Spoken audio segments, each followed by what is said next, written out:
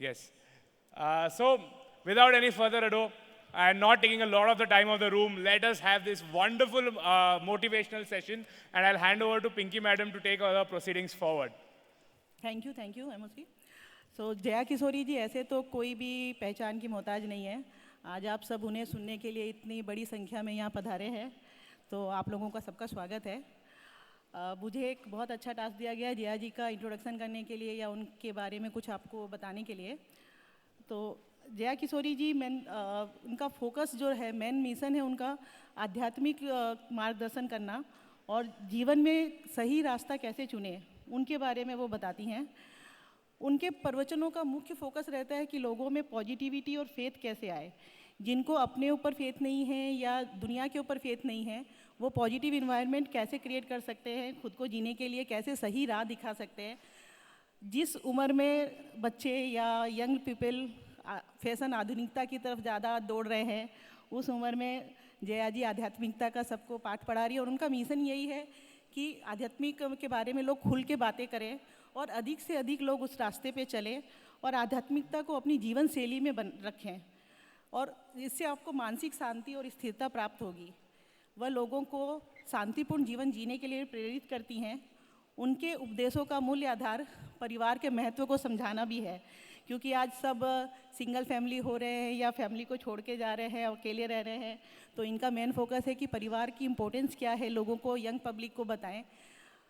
इन्होंने कई सारे प्राइज भी इनको मिले हैं, कई सारे पुरस्कारों से इन्हें सम्मानित किया गया है। फेम इंडिया मैगजीन द्वारा यूथ स्पिरिचुअल आइकॉन, महिला युग पुरस्कार के लिए प्रेरक वक्ता और आध्यात्मिकता वक्ता, नारायण सेवा संस्थान द्वारा भी इन्हें समाज रत्न पुरस्कार मिला है।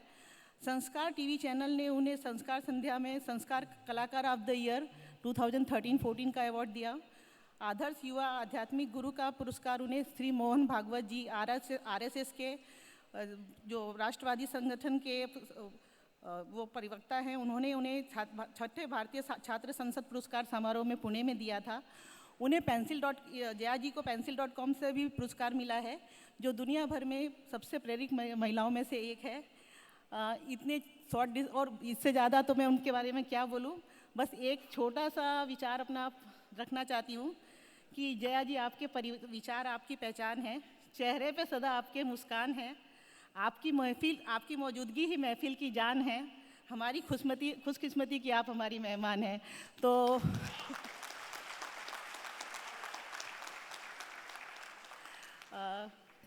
जया जी प्लीज।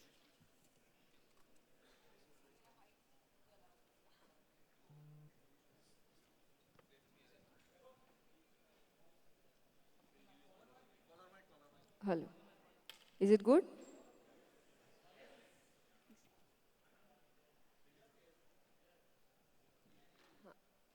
अगर एको कम कर सके आप,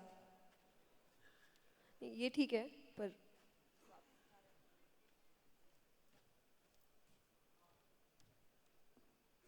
हेलो हेलो हेलो। अब आप बताइए, मैं बैठ के करूं कि खड़े होकर?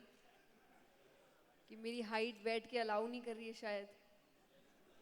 हाँ, कि ये चलेगा?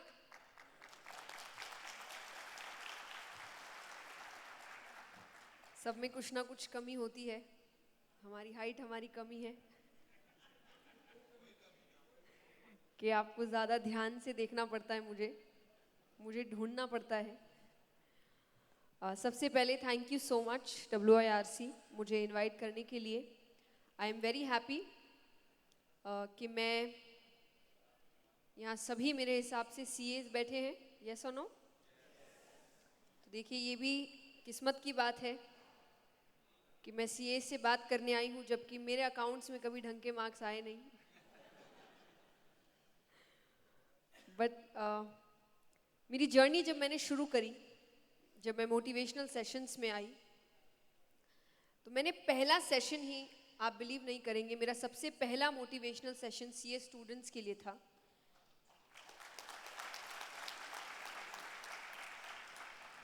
उसके बाद मैक्सिमम सेशंस मैंने CAs के लिए ही किए हैं। और अभी एक पॉडकास्ट में किसी ने मुझसे पूछ ही लिया कि लगता है CAs से आपका काफ़ी पुराना रिश्ता है। और मुझे लगा कि पता नहीं पर शायद सही में कोई रिश्ता है, क्योंकि मैंने मैक्सिमम सेशन सीएस के लिए किए हैं। पर फिर शायद समझ आता है कि मैंने जब अपना पहला सेशन किया था तो मैंने उनके लिए एक बात कही थी कि जब सोने को तपा जाता है तब जाके वो जेवर बनता है। एक सीए बिल्कुल उसी की तरह है कि 5 साल वो तपता है और फिर जेवर बन के निकलता है। इतनी मेहनत, इतना संघर्ष करता है। और फिर मुझे समझ आया कि मेरे घर में मैक्सिमम लोग सीएज हैं, शायद इसीलिए मेरा पुराना रिश्ता है उनसे। So thank you so much कि आपने मुझे बुलाया। जिंदगी जीने के कुछ बेसिक रूल्स होते हैं। मैं आपको ये बताने नहीं आई कि आप अपना काम कैसे करेंगे, क्योंकि मुझे शायद उसका 1% भी नहीं आता। इसलिए मैंने पहले ही क्लियर कर दिया कि मेरे खुद के अकाउंट्स में अच्छे मार्क्स नहीं आए। पर चाहे सीए हो, चाहे एमबीए हो, चाहे इंजीनियर हो, चाहे आर्टिस्ट हो, चाहे एथलीट हो, एंड ऑफ द डे आपको कुछ ज़रूरी चीज़ें अपनी ज़िंदगी से चाहिए होती है। 1 हैप्पीनेस, 2 पीस, 3 मनी। यस, सब मुस्कुरा रहे हैं, कोई सर नीचे करके हंस रहा है। और शायद इसी टॉपिक से चलिए बात शुरू करते हैं कि जब आप पैसों का ही काम कर रहे हैं, फिर भी पैसों का नाम आते ही आपने सर, आप कोई नीचे कर रहा है, कोई बगल वाले को देख रहा है। पैसों में इशू क्या है, कोई मुझे बता दे। हम इतना शर्माते क्यों हैं ये बताने में कि हम पैसे के लिए काम कर रहे हैं? बताइए, क्या इशू है, प्रॉब्लम क्या है पैसों से? शायद हमारी फितरत बन चुकी है कि हम कमाएं तो मेहनत का और दूसरे कमाएं तो चोरी का। यस और नो? जब भी आप अपने अचीवमेंट्स बताने लगते हैं तो आप अपनी मेहनत गिनाने लगते हैं। यस और नो? कि मैं इतने साल से काम कर रहा हूं, मैंने इतना कुछ किया है, ये सैक्रिफाइस किया है, यहां काम किया है, वहां काम किया है। लेकिन जब हम किसी और के अचीवमेंट्स बताने लगते हैं तो हम उसकी मेहनत नहीं बताते। हम वो लकी है, उसने पहचान निकाली है, उसने सोर्स लगाया है, उसने इधर उधर किया है, तब जाके ये मिला है। यस और नो? बताइए, बी ऑनेस्ट। ये हम करते हैं कि नहीं? आज हमारे ही पहचान में हमारे ही कोई कलीग होगा, उसने नई गाड़ी खरीदी होगी, तो बहुत कम लोग होंगे जो अपने आसपास वालों को बता रहे होंगे कि भाई उसने बड़ी मेहनत की है तब जाके खरीदी है। वरना हम सबको यही बता रहे होंगे कि हमको पता है कहाँ से इधर उधर होके पैसे कहाँ से ऐसे गए वैसे गए, तब जाके गाड़ी आई है। ये आपसी में ही लोग बात कर रहे होते, जबकि आपने भी शायद उनकी मेहनत देखी होगी। तो जब आप खुशी की बात करते हैं, खुशी पैसों से नहीं आती, पैसों से कंफर्ट आता है। यस और नो? यहां कितने लोग हैं जिनके पास उन्हें लगता है कि बहुत नहीं पर सही अमाउंट में पैसा है? हाथ उठाइए, हाथ नीचे।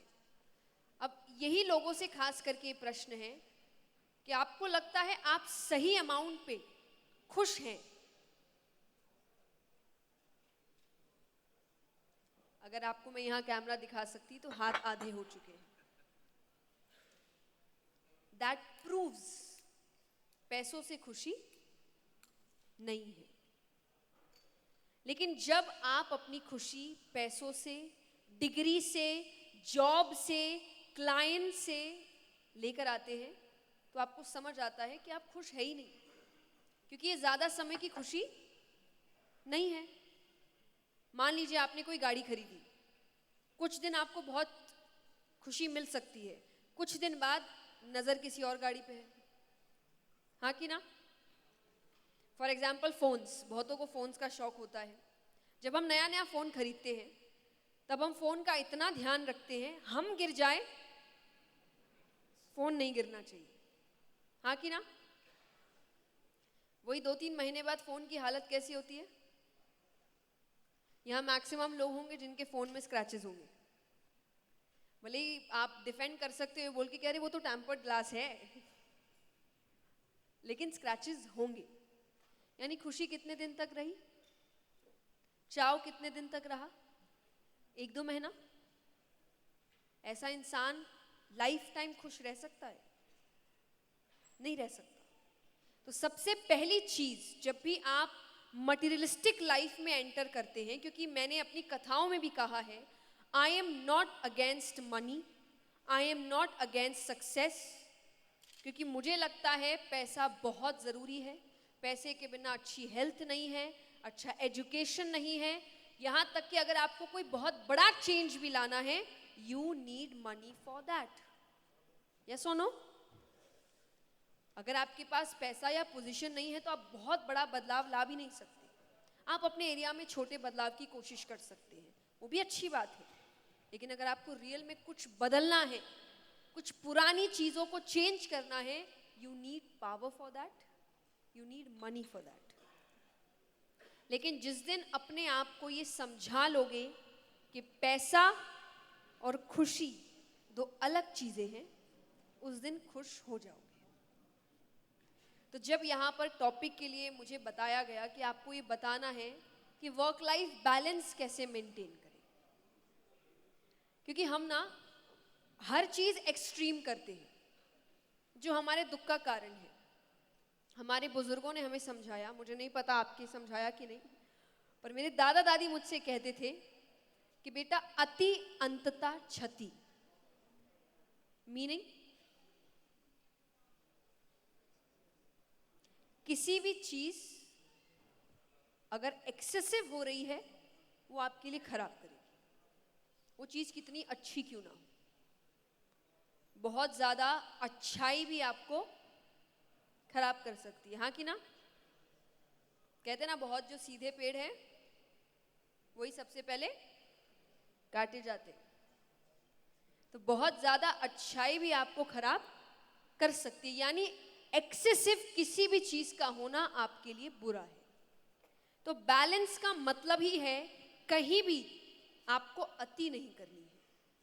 जब व्यक्ति काम करता है ना तो उसको लगता है काम के अलावा तो मेरा कुछ है ही नहीं, और परिवार गया, अपने गए, हेल्थ गया, नींद गई, चैन गया, बस यही सब कुछ है। कितने दिन कर लोगे बताइए? यहाँ कितने हैं जो 2 दिन तक बिना सोई काम कर सकते हैं? हाथ उठाना। हाथ तो कोई नहीं उठा रहा, सारे आप कह रहे हैं बताओ तो हाथ उठाओ ना। जो 2 दिन तक बिना सोई काम कर सकते हैं, हाथ उठाइए। देखिए आई एम सॉरी, आप सब कर रहे हैं, हाथ यहाँ 4-5 ही उठ रहे हैं। अब मैं आगे का क्वेश्चन पूछ ही नहीं सकती, क्योंकि मैं 2 के बाद 3 करने वाली थी, यहाँ तो 2 ही नहीं है तो चलिए अब क्वेश्चन करते, कौन है 1 दिन सोए बिना काम कर सकता है? अब पूछ लेते 2 दिन बिना, कम होते गए, 3 दिन का सवाल ही नहीं उठता। तो अगर आप सुख, चैन, नींद सब बर्बाद करके काम कर रहे हैं, कितने दिन तक आपने कर लिया? मैक्सिमम 2 दिन, खत्म फिर शरीर। बड़ी सुंदर बात पढ़ी थी मैंने कि शरीर को समय समय पर ब्रेक दे देना चाहिए, कि शरीर को समय समय पर ब्रेक दे देना चाहिए, वरना वो खुद मांग लेगा और तब समय सही नहीं होगा।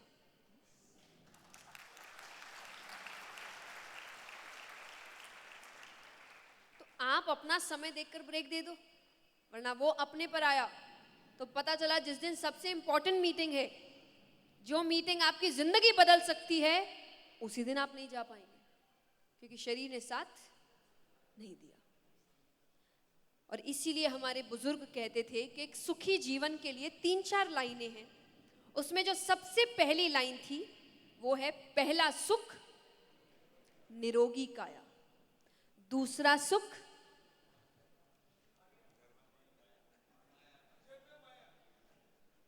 पर ये दूसरा सुख है, पहला सुख निरोगी काया है। क्योंकि अगर काया निरोगी नहीं होगी तो माया ज्यादा दिन तक नहीं टिकेगी। पता चला जो कमाया वही शरीर पर लगा दिया, तो क्या फायदा। तो जब आप बैलेंस की बात करते हैं, सबसे पहले बैलेंस के लिए आपकी जिम्मेदारी बनती है आपका हेल्थ। दूसरी जिम्मेदारी बनती है आपका परिवार। यहाँ कई लोग होंगे जिनके घरों में झगड़े इस बात के हैं कि आप घर में ज्यादा समय नहीं देते। यस और नो? सबके हैं, तो क्यों नहीं देते?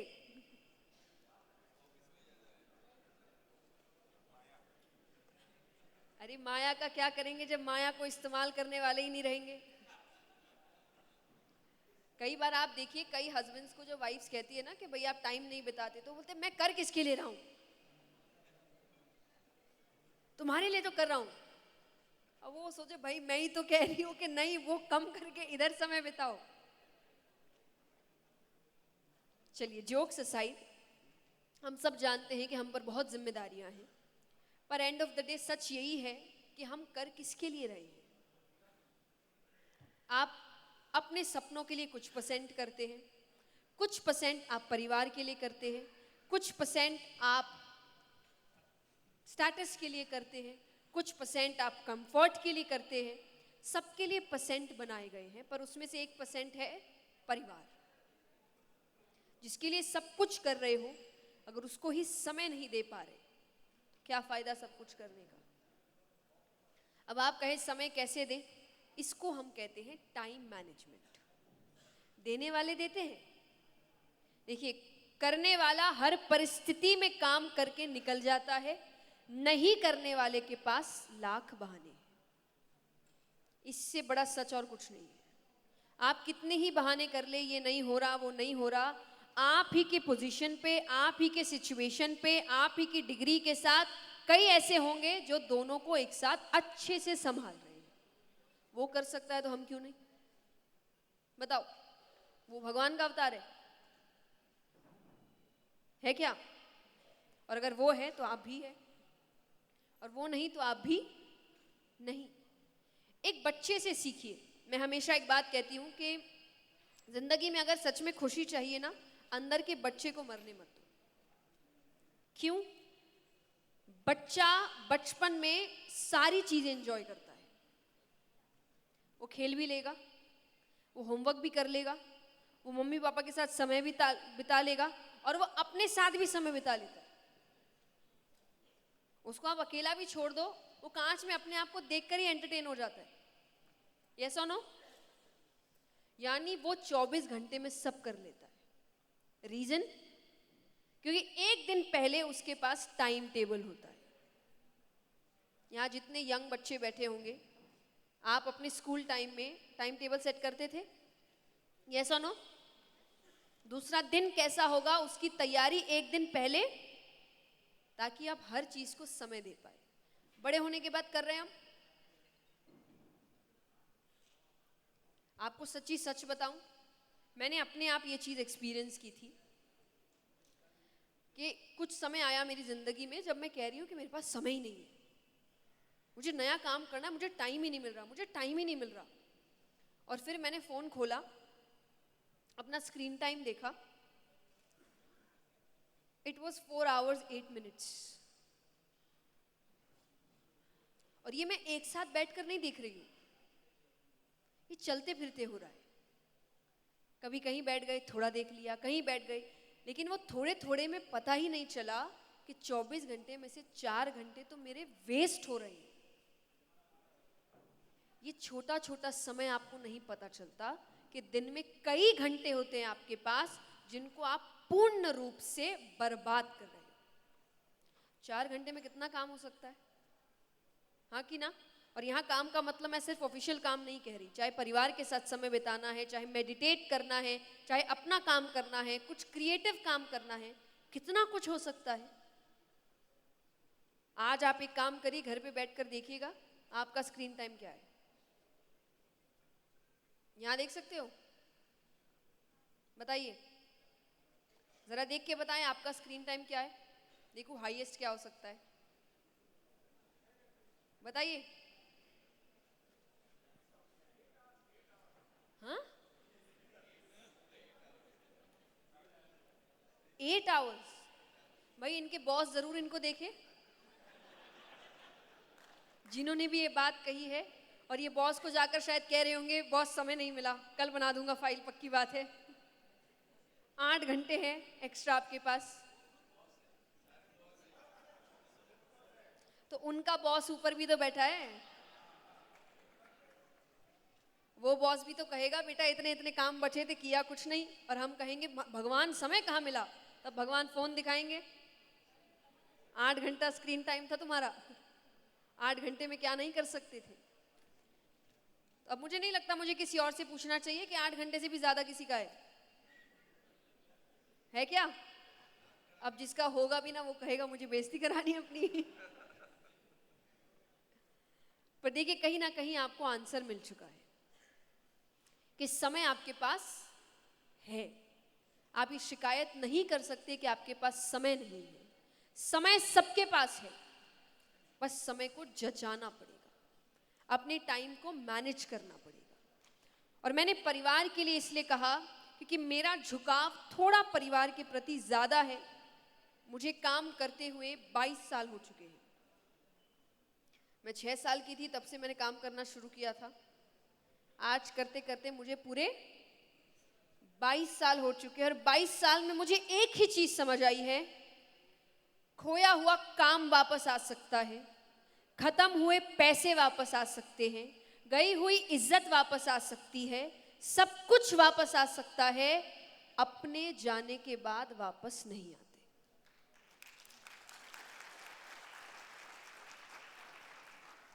ये मेरी 22 साल की सीख है।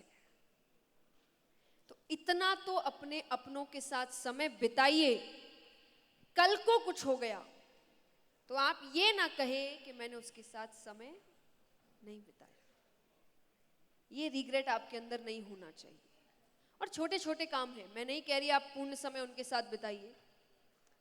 कई होंगे जिनके माँ बाप उनको काम के समय फोन करते होंगे तो आप फोन कट करके रख देते होंगे, बाद में बात करता हूं। एक बार उठा के 1 मिनट बात कर लोगे, क्या हो जाएगा? सब ठीक है, खाना खा लिया, उनको यही पूछना है, हाँ कि ना? खाना खा लिया, सब ठीक है, तबीयत ठीक है, क्या कर रहा है, बस इतनी कहानी है उनकी।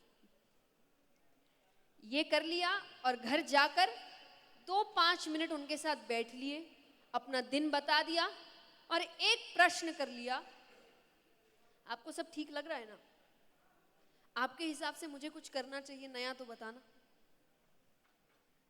अब आपको लगेगा कि भाई उनको क्या बताऊं, उनको मेरे काम के बारे में क्या पता है। आई नो नहीं पता, पर एक बात समझिए, एक समय था जब उनसे पूछे बिना आप कुछ नहीं करते थे। उनको ऐसा लगता था कि अगर मैं नहीं हूं तो इसका क्या हो, और आज उनको लग रहा है मैं किसी काम का नहीं। सिर्फ उनको ये फील कराने के लिए कि आप आज भी काम के, आज भी आपकी बात मेरे लिए बहुत मायने, मुझे पता है करना आपको अलग ही है, उनको बताना थोड़ी जरूरी है। उनसे जाकर पूछना है कि आपको सब सही लग रहा है, दैट्स इट। तो ये बैलेंस बनाकर चलिए, क्योंकि याद रखिए व्यक्ति अच्छे से काम तभी कर सकता है जब उसके घर में शांति है, हाँ कि ना? यहां कितने हैं जो घर में कलेश करके ऑफिस में काम अच्छे से कर सकते हैं? कर सकते हो? और आपको लगता होगा कर सकते हो, पर आप अपने सारे एम्प्लॉयज को उस दिन बहुत डांटते और फिर वो सबसे बात करते आज लड़ाई हुई है। यस और नो? आपको लग रहा है लोगों को समझ नहीं आ रहा, सबको समझ आ रहा है आज मूड खराब है। तो व्यक्ति काम ठीक से नहीं कर सकता अगर उसके घर में शांति, लेकिन वो शांति बनाने का काम भी आपका ही है, और आपका से मतलब दोनों का। क्योंकि मैं जब भी बात करती हूँ मैं कोई जेंडर स्पेसिफिक बात नहीं करती। आज सब काम कर रहे हैं, सब घर संभाल रहे हैं, हाँ कि ना? आई होप जितने यहाँ जेंट्स बैठे हैं वो घर का काम कर रहे हैं, कर रहे हैं कि नहीं? हाँ कर रहे, ठीक है। चेयरमैन सर करते हैं, चलो फिर एक अच्छा एग्जाम्पल सेट हो रहा है। अभी हंस क्यों रहे आप? ऐसे हंस हंस के तो आप लोग काम नहीं करने देते इनको। फिर उनको लगता है कि नहीं छुपाओ। आपको सच बताऊं, मेरी नजर में ना मैक्सिमम मर्द घर के काम करते हैं, बताते नहीं है, क्योंकि उनको लगता है बाहर नहीं बोलना, बाहर बोलो नहीं करता। उनको ये इमेज अच्छी लगती है, ये कोई काम, बाकी घर में वो सब काम कर रहे हैं, वो बर्तन भी कर रहे हैं, वो झाड़ू भी कर रहे हैं, वो सब कर रहे हैं, पर बाहर वो पता नहीं अलग ही एक मैस्कुलिन नेचर लेकर घूम रहे हैं कि मैं कुछ नहीं करता। जबकि असल में सब काम, तो कोई बुराई नहीं है इसमें, घर आपका ही है ना। जैसे ऑफिस में आप सब काम करते हैं, हाँ कि ना? अपने ऑफिस को बेहतर बनाने के लिए आप सब काम करते हैं। व्यक्ति नहीं सोचता, कई बार उनका कोई ऐसा एम्प्लॉय नहीं है, वो उसका भी काम कर देंगे, क्योंकि उनको लगता है मेरी ऑफिस है भाई, मेरी कंपनी है। वैसे ही आपका घर है। तो चाहे औरत हो चाहे मर्द हो, घर आपका है, कंपनी आपकी है, परिवार आपका है, एम्प्लॉयज आपके हैं, तो हर काम आपका है। और जिस दिन अपने ऑफिस, अपने काम और अपने परिवार को अपना मान के चलोगे, सब काम स्मूथली होने लगेगा, हाँ कि ना?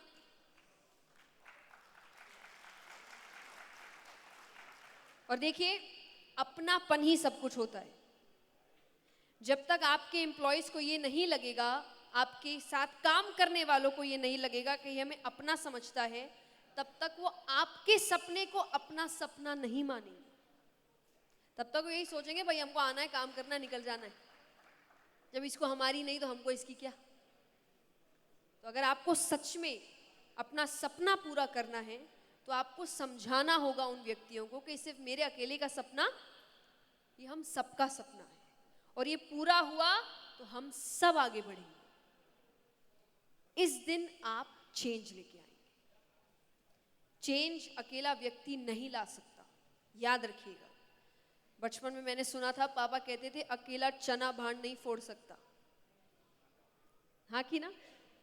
तो हम अकेले बहुत बड़ा बदलाव नहीं ला सकते। अकेले चलोगे तो कुछ ही दूर चल पाओगे, पर सबको साथ लेकर चलोगे तो दूरी लंबी तय कर पाओगे। सबको साथ लेकर चलो। नेक्स्ट टॉपिक मुझे दिया गया, जिसमें कहा कि टीच हाउ टू से नो। हाउ टू से नो। अब ये हर जगह है, क्लाइंट्स के लिए भी है, अपने लोगों के लिए भी है। तो मैं एक स्टोरी सुनाती हूँ, और संयोग से इस स्टोरी में जो व्यक्ति है, मेन कैरेक्टर है, वो एक सीए है। तो एक सीए है, बहुत अच्छा, बहुत बेहतरीन काम करता है, उसकी काम की बड़ी तारीफ होती है, ईमानदार है, और काफ़ी समय से काम कर रहा है। तो एक दिन उनके ऊपर ऑफिशियल बैठते हैं, वो एक प्रपोजल लेकर आते हैं।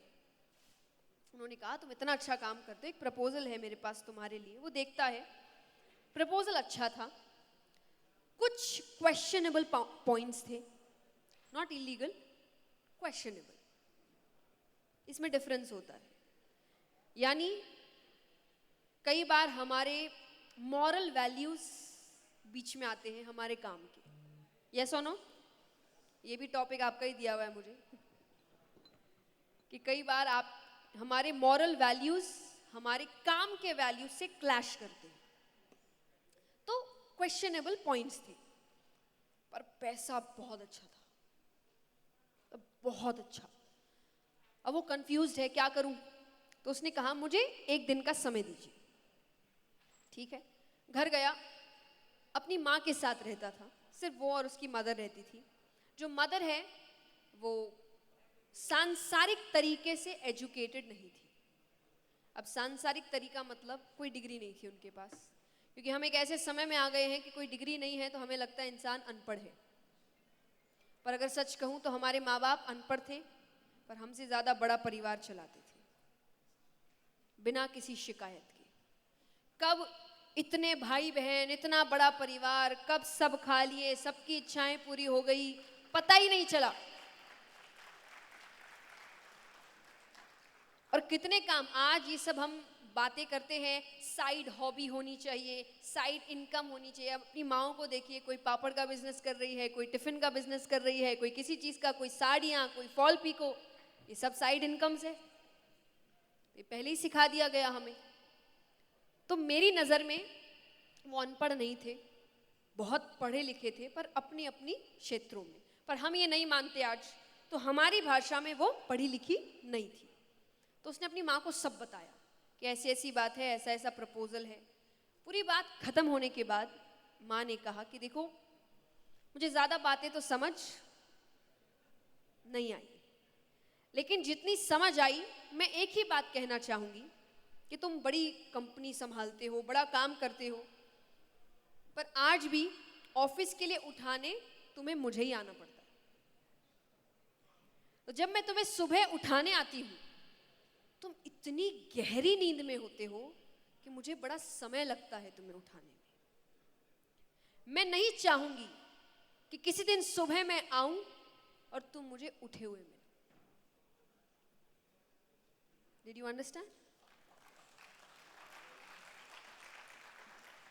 यानी उस दिन उसको सुकून की नींद नहीं आई। तो मां ने बड़ी सुंदरता से कह दिया, बेटा जो करना है करो, सुकून खत्म नहीं होना चाहिए। बस इस हद तक काम करना, इस हद तक कोई भी काम करना कि रात को आओ तो चैन से सो पाओ।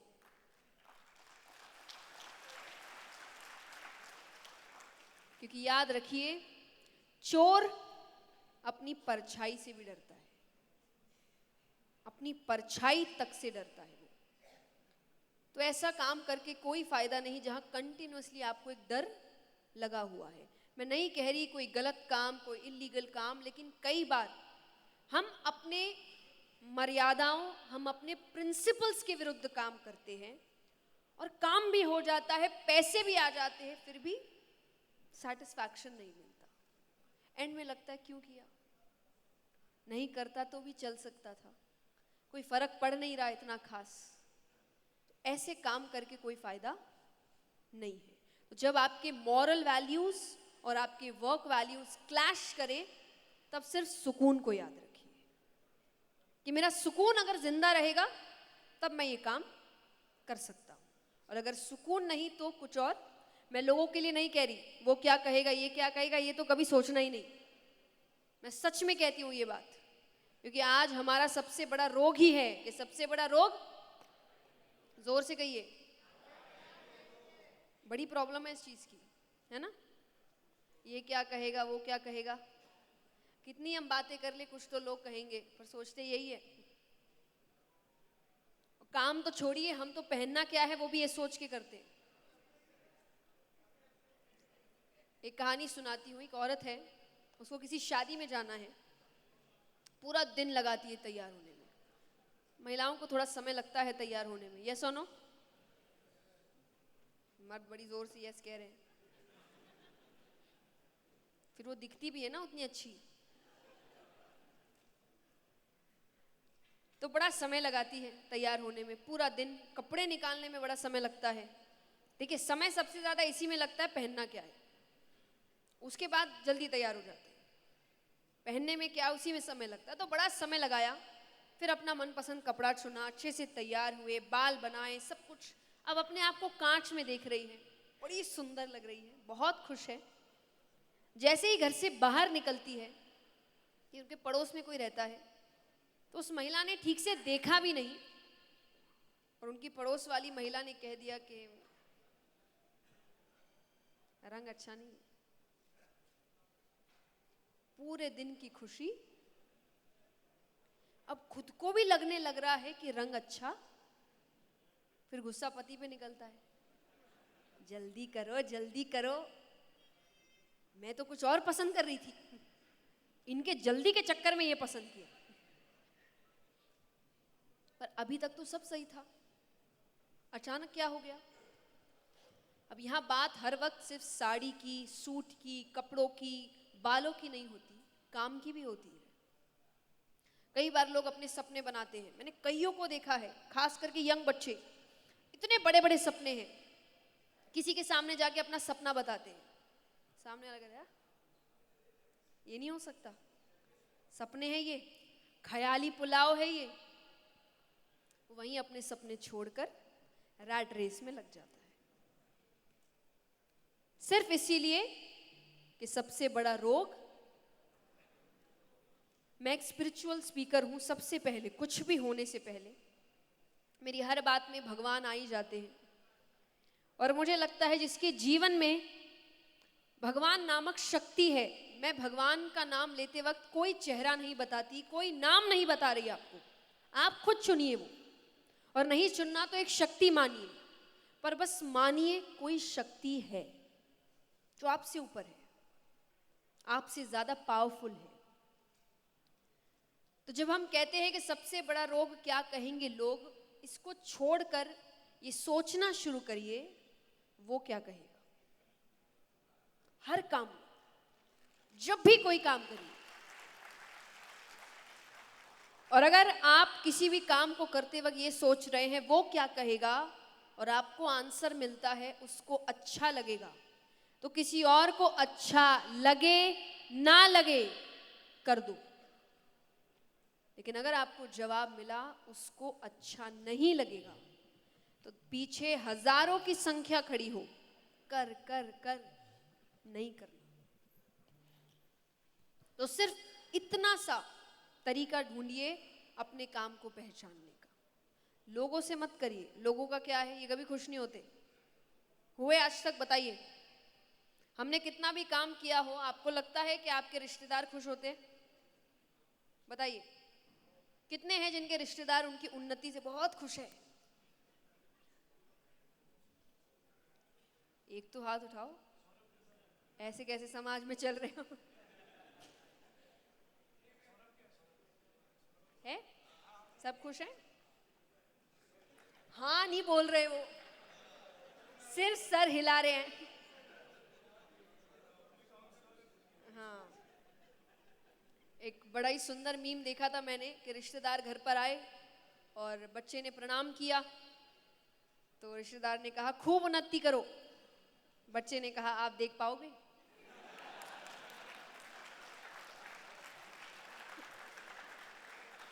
कर तो लेंगे हम, पर आप सहन कर पाओगे क्या? पर सच यही है कि दुनिया कभी खुश नहीं होती। अगर बहुत सिंपल एग्जाम्पल में कहूं, बहुत स्ट्रेट फॉरवर्ड, सुनने में बहुत कड़वा लग सकता है, पर ये सच है कि दुनिया ऐसी है कि इनको खुश करने के लिए आप मर भी जाइए, मर जाइए, आपके मरने के बाद वो कहेंगे मन से नहीं मरा,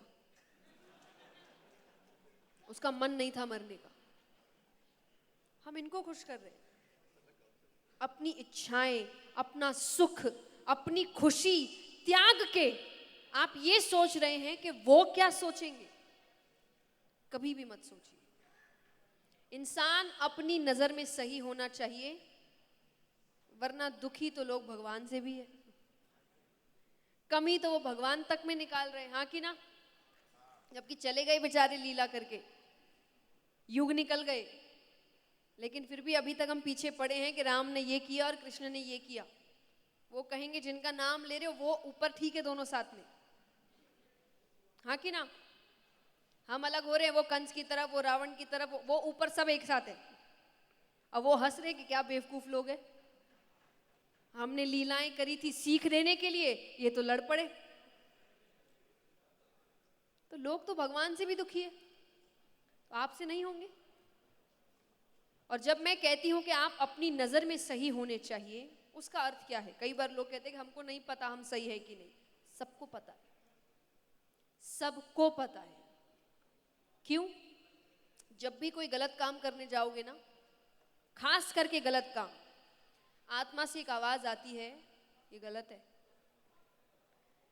पर हम जस्टिफाई करते हैं उसको कहकर आज कल तो चलता है, सब तो करते हैं। जिस दिन आपको अपनी फीलिंग्स को जस्टिफाई करने की जरूरत पड़े, अपने फैसले को जस्टिफाई करने की जरूरत पड़े, समझ जाना आप गलत है। जब व्यक्ति सही होता है उसको कोई फर्क नहीं पड़ता सामने वाला क्या सोच रहा है, उसको पता है मैं सही हूं। हाँ कि ना? कई बार आप देखिए लड़ाई में दो तरीके की लड़ाई आप करते हैं। एक बार सामने वाला कुछ कहेंगे, आप कहेंगे जो सोचना है सोच। एक बार आप उसको मनाने में लग जाते हो, मैं सही हूं, मैं सही हूं, मेरी बात समझ। अरे भाई क्यों? क्योंकि आप सही नहीं हो, इसलिए आपको उस वैलिडेशन की जरूरत है कि कोई तो आकर कहे कि मैं सही हूं। मैंने एक बहुत सुंदर बात पढ़ी थी और वो कहीं ना कहीं सही पर भी है और अच्छाई पर भी है, क्योंकि यहाँ कई लोग हैं जो बहुत अच्छे पोजीशन पे बैठते हैं, उनके नीचे कई लोग काम करते हैं। अगर अपने आप को अच्छा बताने के लिए, अपने आप को महान बताने के लिए और अपने आप को बड़ा बताने के लिए आपको किसी और को बुरा बताना पड़ रहा है, आप अच्छे नहीं हैं।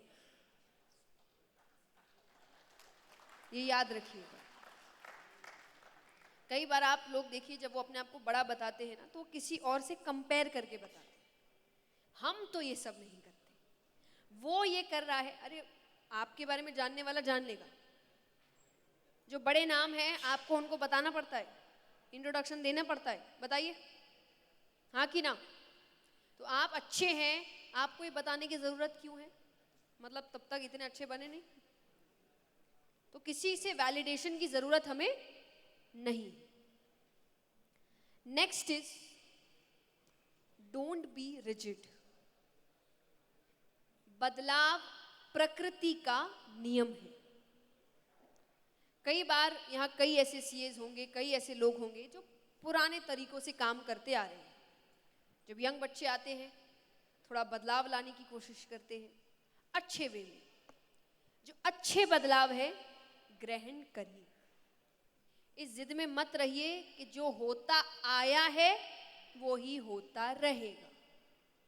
अगर जो होता आया है वो ही होता रहेगा तो जहां थे वहीं रहोगे।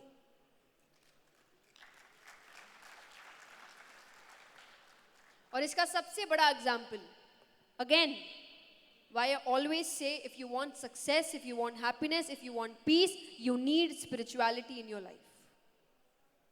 इसका सबसे बड़ा एग्जाम्पल है भगवान ने 24 अवतार लिए। कितने? क्या जरूरत है? एक अवतार में सारी सीख नहीं दे सकते थे? दे सकते थे ना? नहीं, क्योंकि अलग अलग समय में अलग अलग अवतारों की जरूरत थी। अब जब श्री राम आए समय अलग था, श्री कृष्ण आए समय अलग था। अभी आपके लिए भी ये जो काम करते हैं, कई श्री राम को आदर्श मानते हैं, कई कृष्ण को आदर्श मानते हैं। बदलाव क्या है? श्री राम सिखाते हैं मर्यादा में रहते कैसे हैं, पूरा जीवन मर्यादा के ऊपर है। कि श्री राम सिखाते हैं मर्यादा में रहते कैसे हैं और श्री कृष्ण सिखाते हैं मर्यादा में रखते कैसे हैं।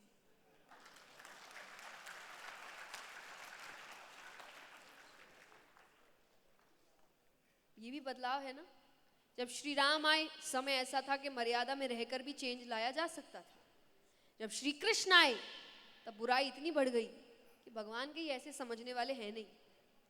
तो श्री राम कहे तुम अच्छा करो या बुरा करो, मैं अपनी अच्छाई नहीं छोड़ूंगा।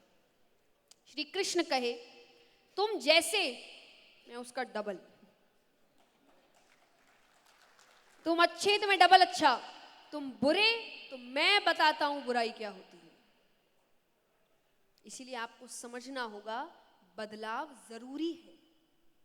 हर समय हम रिजिड नहीं हो सकते, और ये कई बार बदलाव से भी ज्यादा आपका कंफर्ट जोन होता है।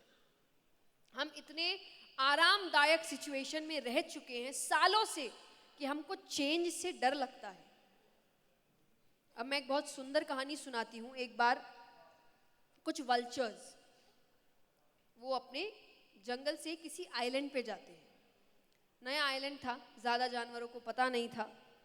तो वहां जब गए तो वहां छोटे छोटे जानवर, इंसेक्ट्स बहुत थे। तो उनको लगा कि बहुत समय का खाना है यहाँ तो, और सबसे अच्छी बात, और कोई नहीं है हमारे अलावा, तो हमें खाना बचाने की भी ज़रूरत नहीं, हम अपना ये सब कुछ हमारे ही लिए है। तो वहाँ रहे, कुछ समय तक रहते हैं। फिर जो थोड़े बूढ़े वल्चर्स थे, यहाँ चलिए यहाँ पे एक चेंज आता है कि जो बूढ़े हैं वो बता रहे हैं चेंज की ज़रूरत है। तो जो बूढ़े वल्चर्स थे उन्होंने सब यंग बच्चों से कहा कि बहुत दिन हो गया यहाँ पे, अब वापस जंगल चलते हैं जहाँ आपको शिकार करना पड़ता है, जो चाहिए उसके लिए लड़ना पड़ता है। बच्चे कहने लगे पागल है क्या, जब आराम से सब मिल रहा है तो क्यों जाके मेहनत करे इतनी। पर वो करे ऐसे, तुम, हम अपने शब्दों में कह रहे हैं, वो लोग क्या शब्द इस्तेमाल करते होंगे पता नहीं, कि ऐसे तुम एक कंफर्ट जोन में चले जाओगे, तुम कंफर्टेबल हो जाओगे, बदलाव से डर लगने लगेगा। उसने कहा हमें कोई मतलब नहीं है, हमें यहाँ बहुत खाना मिल रहा है, चले गए। अब 2-3 महीने बाद वो बूढ़े वल्चर्स ने सोचा जाके बच्चों से मिलके आते हैं। वापस आइलैंड आए, आधे से ज्यादा मर गए हैं, कुछ है जो अधमरी हालत में है। उन्होंने पूछा कि तुम्हें क्या हुआ, ये सब कैसे हुआ, हम तो अच्छा खासा छोड़ के गए थे। तो उन्होंने कहा आपके जाने के कुछ समय बाद यहाँ एक बोट आई जिसमें से कई तेंदुओं को छोड़ा गया। कई बार जंगलों में ज्यादा हो जाए उठा के उनको आइलैंड्स पे छोड़ देते हैं, तो वहां छोड़ दिया गया। अब क्योंकि हमने काफी समय से शिकार नहीं किया था, तो चाहे हमारे नाखून है, हमारी चोट है, इनमें बिल्कुल भी धार नहीं बची थी, हम उनसे लड़ नहीं पाए, तो हमारी ये हालत हो गई। मेहनत, सीखना, आगे बढ़ना, बदलाव लाना अपने आप को धार करने के बराबर है। धार रहेगी तभी काम कर पाओगे, वरना कुछ तेंदुए आए और 1 मिनट में बाहर कर देंगे। So you have to understand कि नई चीजें सीखना आपको ही बेहतर बनाता है, हाँ कि ना। मुश्किल होता है, और याद रखिए कोई भी अच्छी चीज आपको एक बार के लिए कमजोर फील कराती है। फॉर एग्जाम्पल, यहाँ कितने हैं जो कभी ना कभी जिंदगी में जिन्होंने कोशिश की होगी कि जिम जाते हैं, बॉडी बनाएंगे, हाथ उठाइए। हाँ, कितने दिन में छोड़ी, गए नहीं, पैसे भर के नहीं गए, सीए हो के आपने काम किया, एक बार अपने लिए तालियां भाई। मुझे ऐसा लगता है सीएस बड़े कंजूस होते हैं पैसों के मामले में, नहीं? हमारे तो हैं, हमारे हमको कई बार लगता है हमें ही कंफ्यूज करके रखते हैं। जब मैं ऑफिस जाती हूँ तो मुझे कहते हैं बेटा बहुत पैसा है, हम खर्चे कर देते हैं। पापा ऑफिस जाते हैं तो कहते पैसे की कमी हो रही है भाई साहब। तो मुझे लगता है मुझे समझ नहीं आता। फिर मुझे ये भी लगता है कि सीएस हर चीज बड़ा, कहते हैं ना कि हर कदम बहुत फूक फूक के रखते हैं। यस और नो? ऐसे होते हैं, सिर्फ मेरे ही ऐसे हैं? बताइए मुझे। अच्छा, you want to use the correct word, calculative, okay. जबकि मैंने जो बोला वो भी सही था कि हर कदम फूक फूक के रखते हैं, पर अगर हमारी भाषा में कहे बड़े कैलकुलेटिव होते हैं। अब देखिए इस हंसी मजाक के चक्कर में यही भूल गई मैं कहाँ थी। हाँ, जिम नहीं, तभी आप नहीं गए, आप जिम ने चले गए। जाना जिम था आपको। चलिए, हाँ जी, मारवाड़ी लोग हैं कितने, हाथ उठाना। तब तो मुझे लगता है सवाल ही गलत है कि कोई जिम गया है। पर चलिए, फिर भी ऐसे कोई भी है जो 1-2 दिन के लिए भी गए हो जिम? बिल्कुल, चलिए गए हैं।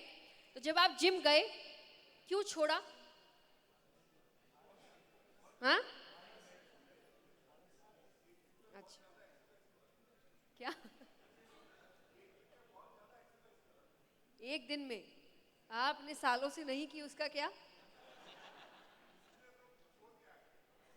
अब चलिए, तो मैक्सिमम लोगों का आंसर क्या होगा कि बहुत एक्सरसाइज हो गया, बहुत ज़्यादा मेहनत हो गई, उस दिन के बाद ऐसा लगा कि सही नहीं है। पर असलियत में आप उस दिन के बाद बड़ा कमज़ोर फील कर रहे थे, इतनी मेहनत, शरीर पेन करने लग जाता है, पैर उठते नहीं है, हाथों में दर्द हो रहा है, हाँ कि ना?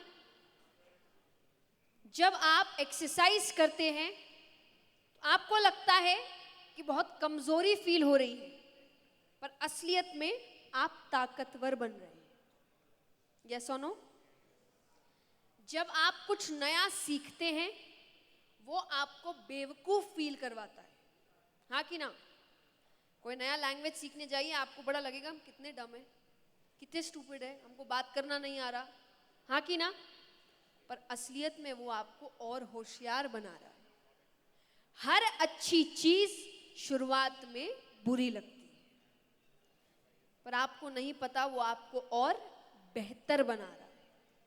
तो जब आप कोई नई चीज सीखते हैं, वो शुरुआत में आपको बुरा फील करवा सकती है, कमजोर फील करवा सकती है। इसीलिए कई लोग कंफर्ट जोन से बाहर नहीं आते, क्योंकि अभी तक वो जिस जोन में है उसके मालिक हैं, उनको सब पता है। जहां वो बदलाव में जाएंगे, कोई और उनको आके सिखा रहा होगा कि तुमको कुछ नहीं पता, हम बताते हैं। वो इस फीलिंग से बच रहे हैं, मत बचिए। जो व्यक्ति जिंदगी भर सीखता रहता है वो जिंदगी भर जीतता रहता है, ये सच्चाई है। और कहीं ना कहीं देखूं तो भगवान ने जिंदगी हार जीत के लिए बनाई नहीं थी, ये हमने आपने बनाया है, सच है ये। एक बार एक बहुत अच्छे लेखक थे, बहुत सुंदर सुंदर बातें करते थे। उनके दोस्त हर शाम को चाय पर मिलते थे और उनको लगता था ये रोज कुछ ना कुछ अच्छी बात बताता है। तो एक दिन वो चाय पे मिले और दोस्त ने कहा कि आज बड़ी अच्छी चीज सीखी मैंने। बोले क्या? बोले आज मुझे एक ऐसा तरीका पता चला जिससे मुझे ये पता चल गया कि अब आज के बाद पूरी दुनिया में मुझे कोई हरा नहीं सकता। सब शॉक्ड, सब बोले हमको भी सीखना है। किस किस को सीखना है यहाँ पे? ऐसी क्वालिटी आपके अंदर आ जाएगी कि आपको दुनिया में कोई हरा नहीं सकता। हाथ उठाओ, कौन कौन सीखना चाहता है ये?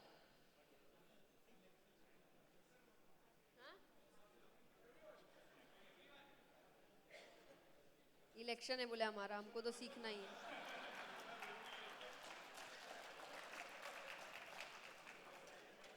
अब देखिए मैं जो बात कर रही हूं ना आगे, फिर आप गलत हो जाएगा थोड़ा। तो चलिए, तो उन्होंने कहा, कईयों ने हाथ उठाया, तो मैक्सिमम लोग यही चाहेंगे ये क्वालिटी उनके अंदर आए। तो उन्होंने कहा हमें भी बताओ, हमें जानना है। पर बोले देखो जो मैं कहूंगा वो करना पड़ेगा, ये क्वालिटी तभी आ सकती है, तुम ऐसे शॉर्टकट नहीं अपना सकते। उन्होंने कहा सब करेंगे, इससे अच्छी क्वालिटी और क्या है कि दुनिया में कोई हरा नहीं सकता। तो उसने कहा कि मुझे दुनिया में कोई हरा नहीं सकता क्योंकि मुझे जीतना ही नहीं है।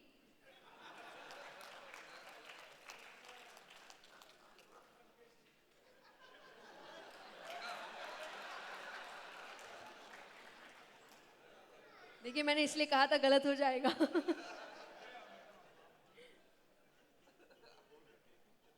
पर सच यही है, भगवान ने जिंदगी हार और जीत के लिए नहीं बनाई थी, भगवान ने जिंदगी सीखने के लिए बनाई थी। हार और जीत परमानेंट थोड़ी है क्या बताओ? कुछ दिन पहले किसी इंटरव्यू के लिए मैं गई थी और उन्होंने मुझसे पूछा आपके फ्यूचर प्लान्स क्या है? मैंने बोला कुछ नहीं। कोविड ऐसा समय आया जिसने सिखा दिया कि इंसान अपने प्लान्स बनाता है, प्रकृति के अपने प्लान्स होते हैं। उस दिन से मैंने प्लानिंग करना छोड़ दिया। बस जो काम चल रहा है, जो शुरू किया है, उसको खत्म करना है, मेरी इतनी ही प्लानिंग। उससे आगे की सोच मैं रखती नहीं और रख के फायदा नहीं। अगले पल क्या हो जाए हमको नहीं पता।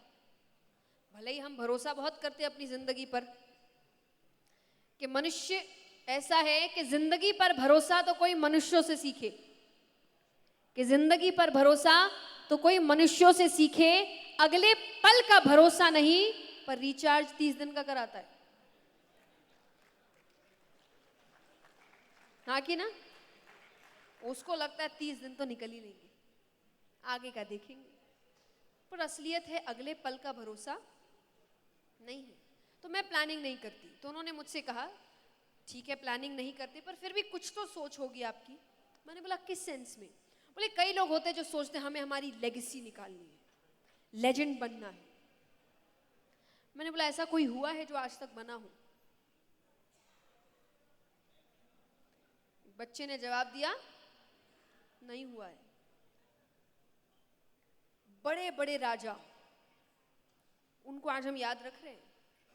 मुझे नहीं लगता उतना ऐश्वर्य, उतनी शोहरत, उतना नाम किसी का हो सकता है। आज कौन याद रखता है? आप उनको छोड़िए, आपके कितने पूर्वजों के नाम आपको पता है? बताइए। 1 2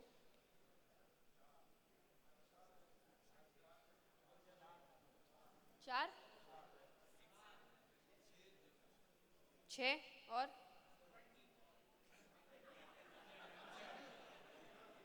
20 420 लाइक 4 अलग एंड 20 लाइक 420। क्या बात कर रहे हैं? उनसे क्लासेस मैं लूंगी फिर मेमोरी की। पर अगर चलिए ये इक्के दुक्के नाम हो सकते हैं जिन्होंने कहा कि 20 हो गए, 30 हो गए, बट मैक्सिमम आपको 4 से 5 तक के नाम पता होते हैं। उससे ज़्यादा लोगों को, आपको अपने परिवार के उससे ज़्यादा याद नहीं। आपको लगता है दुनिया याद रखेगी आपको? परिवार वाले याद नहीं रख रहे, दुनिया याद रखने वाली है। तो हम कहाँ बात कर रहे हैं ये बनना है, वो करना है, ये जीतना है, वो करना है, दुनिया को बताना है। दुनिया कल भूल जाएगी। तो ये सोच कर चलिए। देखिए, जब आप कह रहे इलेक्शन नहीं लड़ना चाहिए, बिल्कुल लड़ना चाहिए। जीत गए तो जीत गए, हार गए तो सीख गए।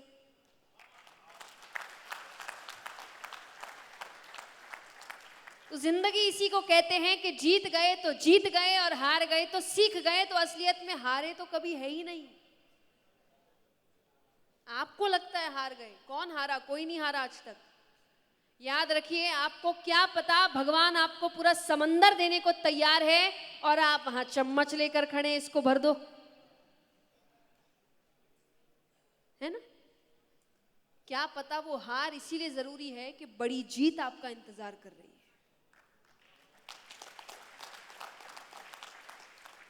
मैंने जीवन में बहुत कुछ खोया, पर इस बात को दावे के साथ कह सकती हूं कि जो जो खोया भगवान ने उससे बेहतर वापस किया मुझे। ये अपने अनुभव से कहती हूँ। तो भगवान किसी को हारने नहीं देते, खास करके ऐसे को जो मेहनत कर रहा है। देखिए, मुझे नहीं पता जो मेहनत नहीं कर रहा उसके बारे में मैं गारंटी नहीं ले सकती, पर मेहनत कभी जाया नहीं जाती, ये पक्की बात है। हम कितनी भी इधर उधर की बातें कर ले, ये करने से हो जाएगा, वो करने से हो जाएगा, लेकिन इधर उधर के तामझाम वो ही करता है जो मेहनत नहीं करता। यहाँ जितने लोग बैठे हैं, अपने समय में जब आपने एग्जाम्स दिए होंगे, जब पढ़ के नहीं जाते हो ना, तभी मायने रखता है पेन कौन सा है, टी शर्ट कौन सा है और बगल में कौन बैठा है। जिस दिन पढ़ के गए हैं, मायने नहीं रखता टी शर्ट कौन सा है, पेन कौन सा है और कौन मेरे बगल में बैठा है, क्योंकि मुझे पता है मैंने तैयारी, जो आएगा आंसर कर देंगे। पर जो पढ़ाई नहीं करता वो तामझाम करता है पीछे के, ये कर लूँ, वो कर लूँ, वहां व्रत रख लूँ, भगवान जी को बोलूँ इतने रुपए का चढ़ा दो प्रसाद। अरे वाह, यही करने बैठे भगवान। जब मैं शुरुआती में कथा करती थी तो कई बार लोग मुझसे कहते थे कि आपको तो पढ़ने की जरूरत ही नहीं पड़ती होगी, आपका पेपर तो भगवान लिखते होंगे। मैंने कहा हाँ, यहाँ एक कथा हो रही है, वहां एग्जाम चल रहे हैं। जब भगवान लिख ही रहे हैं तो मैं एग्जाम के समय स्कूल जाऊं क्यों? बिल्कुल नहीं। आपको अपनी पढ़ाई खुद करनी पड़ती है, और यह आप उससे सीख रहे हैं जिसका आधे से ज्यादा जीवन भगवान के साथ बीता है। भक्ति करने से काम नहीं बनते, कर्म करने से काम बनते हैं। भक्ति तो शक्ति लेकर आती है। अब भक्ति का अर्थ क्या है? भगवान आपके साथ है। ये उसी प्रकार है कि एक बच्चा अपने पिता के साथ घूम रहा है, रास्ता क्रॉस कर रहा है, ना उसको गाड़ी की पड़ी है, ना उसको रास्ते की पड़ी है, क्योंकि उसको पता है जिसका हाथ पकड़ा है वो कुछ होने नहीं देगा।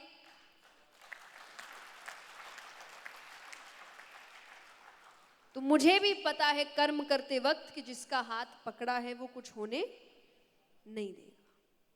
भगवान आपके जीवन में उम्मीद लेकर आते हैं, उम्मीद पर दुनिया कायम है, बस इतना ही रिश्ता है। और आप भगवान को मत कहिए मेरा पेपर लिख दो, मेरा ये कर दो, मेरी डिग्री दे दो, मेरा काम कर दो, मेरे पैसे बना दो, मेरा एम्प्लॉय का काम हो जाए, ये प्रपोजल हो जाए, ये ऑफर हो जाए। ये उनके काम नहीं है, ये आपकी मेहनत के काम है। मेहनत करोगे सब हो जाएगा, मेहनत नहीं करोगे तो कुछ भी नहीं होने वाला। तो जीवन के ये कुछ मेन पॉइंट्स हैं। जैसा मैंने कहा कि आप किसी भी क्षेत्र में हो, जिंदगी के कुछ बेसिक रूल्स होते हैं। और जिंदगी छोड़िए, मैं तो कहती हूं पूरी दुनिया में कुछ चंद 4-5 ज्ञान की बातें चल रही हैं जिसको सब कह रहे हैं, हाँ कि ना? अगली बार किसी और मोटिवेशनल को स्पीकर को बुलाइएगा, वो भी यही बात करके जाएगा। तीसरी बार किसी और को बुलाएगा, वो भी यही बात करते जाएगा। क्यों? क्योंकि 4-5 बातें ही चल रही है दुनिया में, सब इसी को दोहरा रहे हैं। सबके अपने अपने तरीके हैं। आपको बात नहीं, किसी का तरीका पसंद आता है। जिसका तरीका पसंद आ गया, आपने उसको पसंद, फिर आपको लगता है ये सब सही बोलता है, हाँ कि ना? अब एक और सच्ची बात बताती हूँ। मैंने इस पूरी सेशन में जितनी बातें भी कही, ऐसी एक भी बात है जो आपको पहले से पता नहीं थी? बताओ। रील्स नहीं देखी हो तब भी? रील्स तो आप जनरली, मैं अगर कहूँ जो बेसिक बातें हम करें, आपको नहीं पता ये सब? बताओ। आपको नहीं पता मेहनत करने से काम होते हैं? आपको नहीं पता ये सब टेम्पररी चीजें हैं, हाँ कि ना? पर हम कैसे हो गए हैं, हमको सब पता है, पर हमको चाहिए कोई आए और बताए तो हम करेंगे।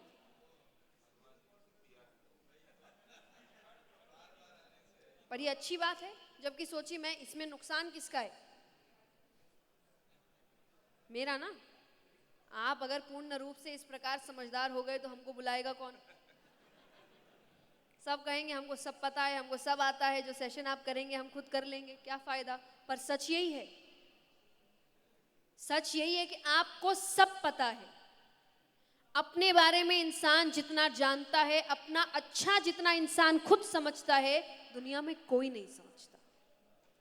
24 घंटे आपको कोई ज्ञान नहीं दे सकता, 24 घंटे आपके साथ कोई रह नहीं सकता। आपकी जिंदगी की सीख आपको खुद को चुननी पड़ेगी।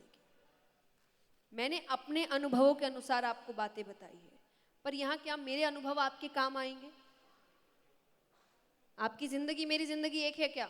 मुझे कल कथा करने निकल जाना है, आपको कल वापस से कुछ अकाउंट्स का काम करना है, एक है काम? आपके अनुभव आप जानते हैं, तो आपको समझना होगा जिंदगी भर कोई साथ नहीं देता, जिंदगी भर कोई ज्ञान नहीं देता।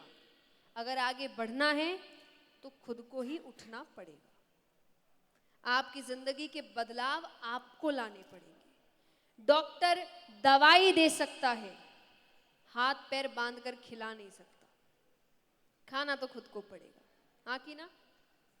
और कई बार दवाइयों की जरूरत भी नहीं होती। हमारी खुद के कुछ बदलाव, कुछ आदतें ही आपको बेहतर बनाती है।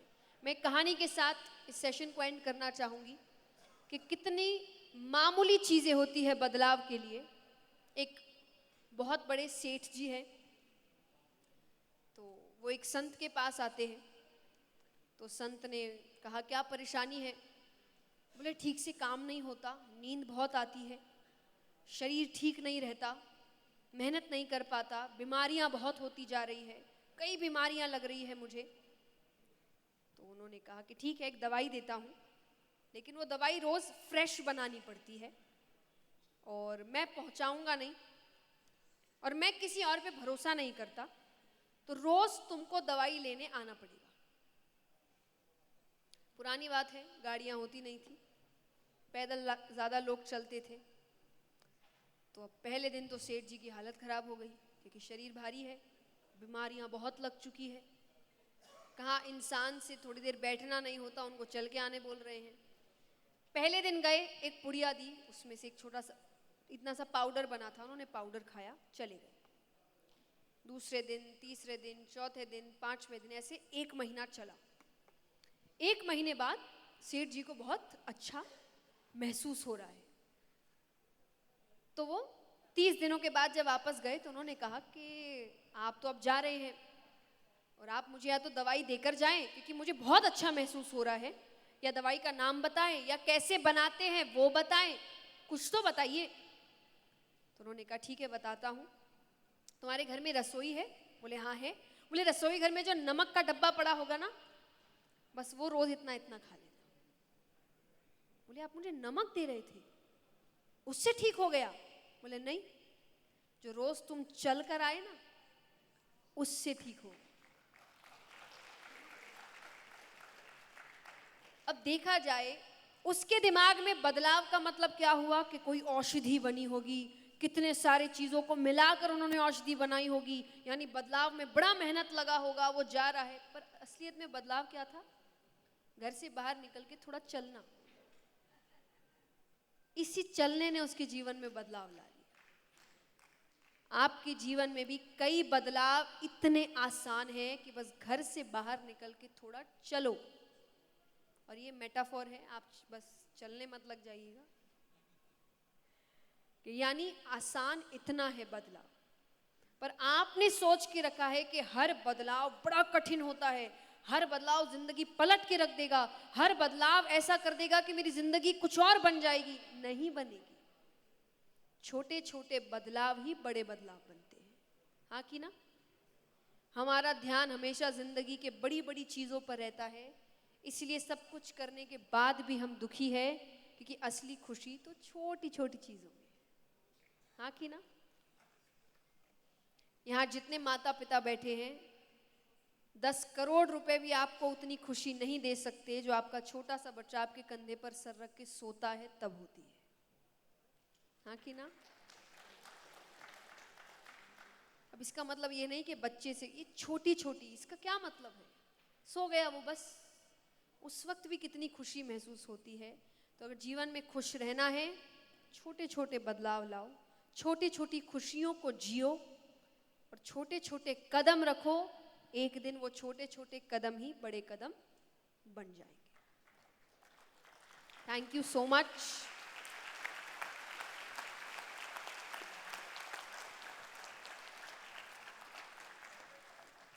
आइए, थैंक यू।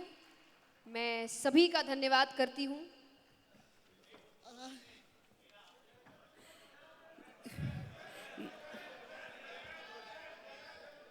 मेरा आपकी दया, अच्छा, कौन सा भजन? मेरा आपकी दया ओके, से। आइए। No no, it's okay. 2 ही लाइन गाना है मुझे, बाकी आप कथा कराइए फिर। हाँ, एक सेशन में 2 सेशन नहीं चलेंगे। मेरा आपकी कृपा से सब काम हो रहा है, मेरा आपकी कृपा से सब काम हो रहा है। करते हो तुम कन्हैया, मेरा नाम हो रहा है, मेरा आपकी कृपा से सब काम हो रहा है। Thank you so much. जोरदार तालियां हो जाए इनके लिए। 2-3 क्वेश्चन आप कुछ 2 क्वेश्चन सब पूछ बैठ सकते जाओ। हैं। Please sit down and if you want to ask any question you can ask from Jaya ji. हाथ ऊंचा करना पड़ेगा तो माइक आएगा। आगे आ जाइए। आगे आ जाइए ना, आगे आ जाइए।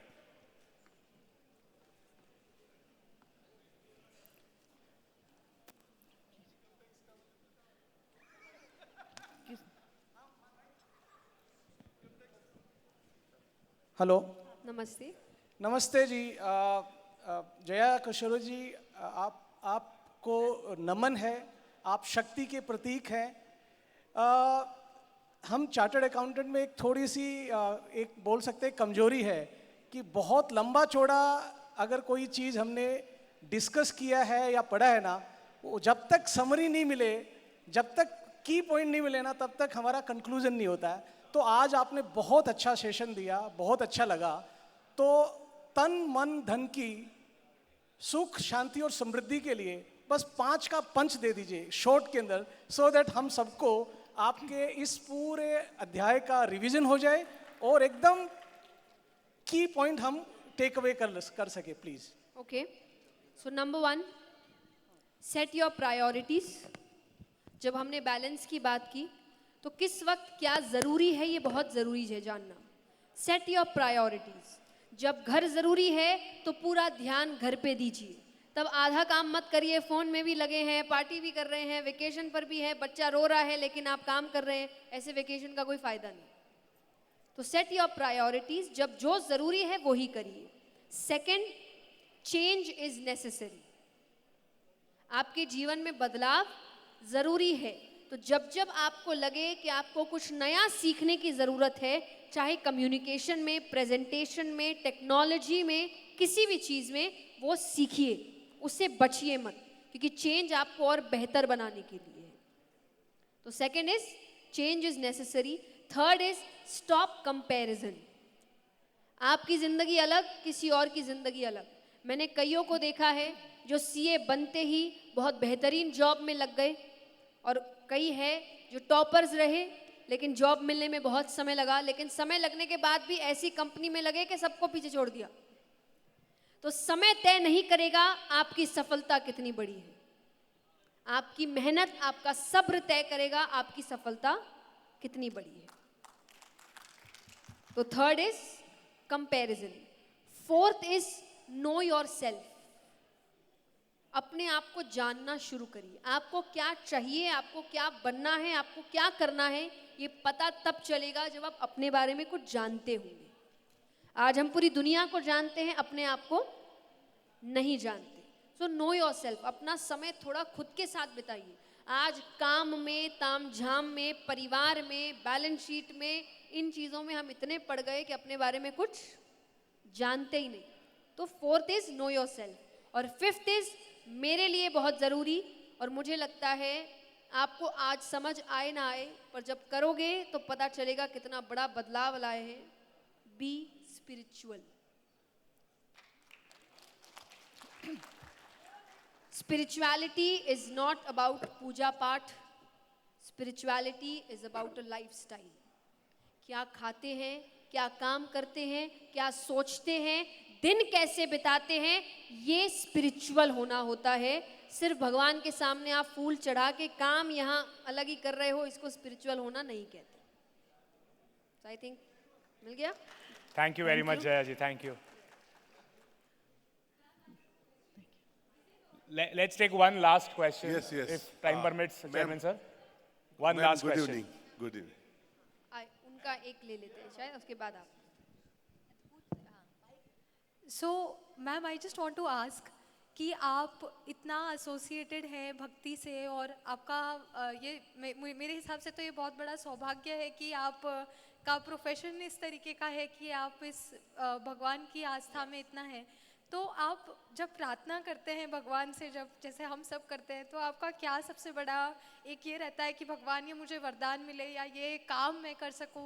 आपकी प्रार्थना क्या रहती है भगवान से? मेरी प्रार्थना सिर्फ 2 लाइन रहती है, क्योंकि मुझे लगता है हमें भगवान से नहीं मांगना चाहिए। वो बहुत समझदार है, हमें क्या देना है क्या नहीं देना है। शायद 2 लाइनें मैंने कुछ दिन पहले पढ़ी थी कि भगवान जो सही लगे वही देना, हमारा क्या, हम तो कुछ भी मांग लेते। Thank you very much ma'am. तो मेरी 2 लाइनें होती है। ये एक भजन है, पर मैं उसको बोलते हुए भगवान, क्योंकि पूरा भजन तो आप नहीं गाते, पर ये 2 लाइनें मेरे बहुत करीब है कि मांगा है मैंने श्याम से वरदान एक ही, तेरी कृपा बनी रहे जब तक है जिंदगी। Thank you so much ma'am, thank you. Thank you. एक my spiritual role model Krishna. He is the biggest spiritual speaker and the biggest motivational speaker और सबसे बड़ा मोटिवेशनल स्पीच है भगवत गीता। मैम एक ही क्वेश्चन जस्ट बच्चों से जब करते हैं, टाइम देने के लिए बात करते हैं, बच्चे पूरा दिन मोबाइल में रहते हैं और बच्चे अपनी बात जो समझाना चाहते हैं वो समझते नहीं है, तो जनरेशन गैप रहता है, उसके लिए क्या करना चाहिए? और दूसरा कि आपको कब लगा कि आप मोटिवेशनल और आप इस राह पे चल गए? ओके, सो पहला क्वेश्चन, जनरेशनल गैप, ये एक बहुत बड़ी चीज़ है।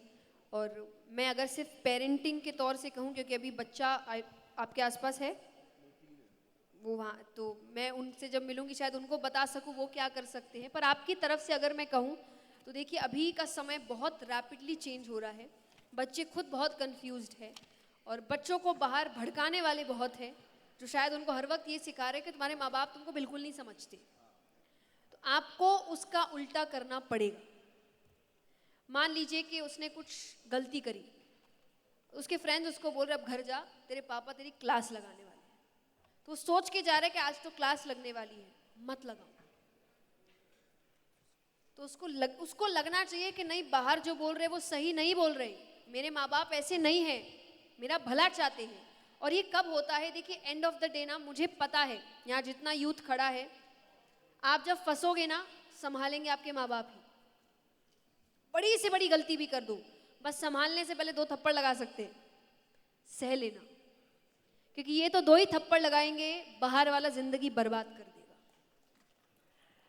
संभालेंगे यही आपको, तो आपको ये समझना पड़ेगा। पर बच्चा ये क्यों नहीं समझता? क्योंकि आपको भी समझना, जब वो छोटा था ना, आप उसको जज नहीं करते थे। मान लीजिए छोटा बच्चे ने आपका फोन तोड़, नहीं बनेगा, बनिए, पता, देखिए आप माने या ना माने, उसको जो करना है वो करेगा, तो आपको बता के करे ना, कम से कम सेफ्टी तो रहेगी कि मुझे पता है वो क्या कर रहा है और कहाँ है। अगर आपको लग रहा है आपके डांटने से वो नहीं कर रहा, सॉरी टू से वो कर रहा है, बस आपको बता नहीं रहा। तो इसलिए ज़रूरी है कि अगर वो कुछ गलती करे और बाहर वाले उससे कहे अभी तेरे माँ बाप को बताते हैं, तो उसका जवाब ये नहीं होना चाहिए कि नहीं, वो कहे तू क्या, मैं बताता हूँ, वो मेरे साथ खड़े। बस ये चेंज लाइए, ये विश्वास लाइए, आई थिंक ये गैप हो जाएगा। और बाकी बच्चे को क्या सिखाना, उसके लिए मुझे बच्चा सामने चाहिए। और दूसरा, देखिए, मुझे पता नहीं चला कभी भी, लेकिन मोटिवेशनल सेशन के लिए बोल सकती हूँ, बाकी सब तो इतनी जल्दी जल्दी होते गए, मुझे समय भी नहीं मिला सोचने का कि मैं क्या कर रही हूँ। पर मोटिवेशनल सेशन मैंने तब किया जब कथाओं में यूथ आता था और कहता था कि हमारे पास 7 दिन नहीं है, हमारी पढ़ाई है, स्कूल है, कॉलेज है, तो आप हमें 1 दिन में या 1 घंटे में कैसे बता सकते हो। उस दिन मैंने सोचा मैं 7 दिन की भागवत को 1 घंटे में कैसे लेकर आ सकती हूँ, और मैंने मोटिवेशनल सेशन शुरू किया। तो ये मैंने सोच समझ के किया। I think we are done. Thank you Jaya ji. Jaya ji ने जो की टेक अवे बताए, उसके अलावा थोड़े से मैंने भी की टेक अवे लिए इनके लेक्चर से। जैसे सबसे पहले इन्होंने बताया कि आप अपने क्यों हेजिटेट करते हैं ये बोलने में कि हम पैसे के लिए काम कर रहे हैं। पैसा ज़रूरी है हमें हेल्थ एजुकेशन के लिए, चेंजेज लाने के लिए, बट उतना भी नहीं करना चाहिए कि जिससे हम सुकून से सो ना सकें। तो ये एक पहला टेक अवे था। दूसरा, समय पे अपनी बॉडी को ब्रेक दीजिए। जहाँ आपको समझ लगने लगे कि नहीं बॉडी को थोड़ा ब्रेक देना ज़रूरी है, वहाँ थोड़ा ब्रेक दीजिए, नहीं तो बॉडी अपने आप ब्रेक ले लेगी। तीसरा, time table with priority set करना है। टाइम टेबल बनाना है बट विथ प्रायोरिटी बनाना है। चौथा, लर्न टू से नो। जो काम से हमें अच्छा नहीं लग रहा है, हमें अच्छा फील नहीं हो रहा है या उससे खुशी नहीं मिल रही है, वो काम करने में हमें नो कहने में हेजिटेट नहीं होना चाहिए। पांचवा, जो सबसे अच्छा लगा, अपने को बड़ा बनाने के लिए दूसरे की लाइन छोटी नहीं करनी है, अपनी लाइन उससे बड़ी करनी है। कभी भी किसी के लिए बुरा मत बोलिए, अपने को अच्छा बताने के लिए। एंड जो उसके अलावा एक और की टेक अवे था जो हम सबको बोलते हैं कि सब सीए को अभी जितने चेंजेज आ रहे हैं इन्फॉर्मेशन आईटी सेक्टर में, जितने एआई में, जितने टेक्नोलॉजी सेक्टर में, सबको वो अडॉप्ट करना बहुत ज़रूरी है। Changes is very much required for our CA profession, otherwise we will be behind. And last but not the least, भक्ति और आध्यात्म के मार्ग पे चल के ही कर्म करने से की शक्ति मिलेगी हमें। तो with this I I propose a heartily vote of thanks. But before that, I request our chairman, WRC chairman, to present a memento as a token of appreciation to Jaya I request Kishore all ji. the regional council And members all to the kindly regional join council over the members, dais. all the regional council member, please come to the dais.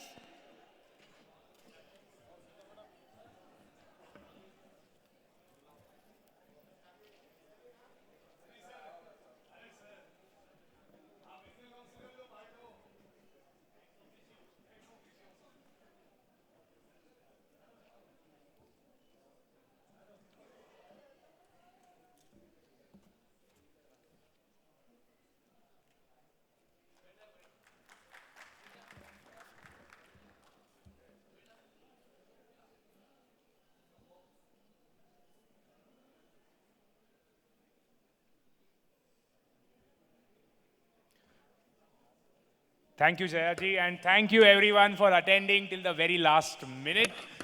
This is just halfway done and day 2 remains. So without further ado, a power-packed day awaits us tomorrow. Lots of insightful session, more games, more activities are aligned. So see you all on day 2. Thank you very much and have a very nice day.